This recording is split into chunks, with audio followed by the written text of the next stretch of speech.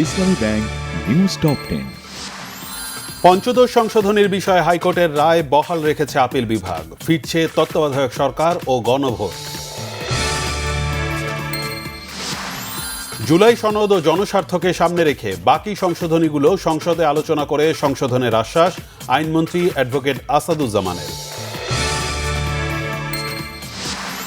শুধু গাছ লাগানো বা নদী খাল খননে পরিবেশ রক্ষা হবে না, শহর ও নগরের বর্জ্য ব্যবস্থাপনায়ও আমূল পরিবর্তনের তাগিদ প্রধানমন্ত্রী তারেক রহমানের।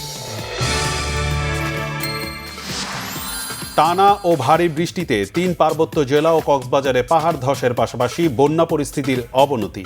বান্দরবানে 12 জুলাই পর্যন্ত সব পর্যটন কেন্দ্র বন্ধ ঘোষণা।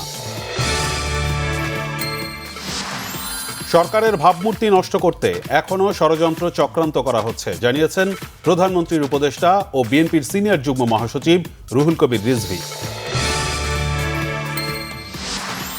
জুলাই গণ অভ্যুত্থানের 1 বছর পরও বিচার সংস্কার আর নতুন বাংলাদেশ গঠনের প্রত্যাশা এখনো পূরণ হয়নি, অভিযোগ বিশিষ্টজনদের।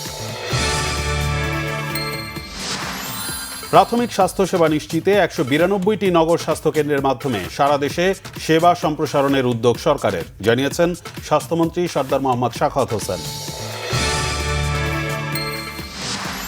স্থানীয় সরকার পল্লী উন্নয়ন ও সমবায় প্রতিমন্ত্রী মীর শাহে আলম বলেছেন, তিনি প্রধানমন্ত্রী তারেক রহমানের বন্ধু নয়, বিএনপির সাধারণ একজন কর্মী।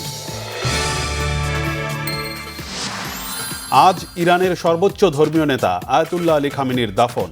কবর দেয়া হবে মাশহাদ শহরে ইমাম রেজার সমাধির পাশে।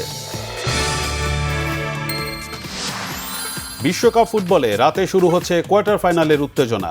2022 বিশ্বকাপের সেমিফাইনালের পর এই প্রথম মুখোমুখি ফ্রান্স ও মরক্কো।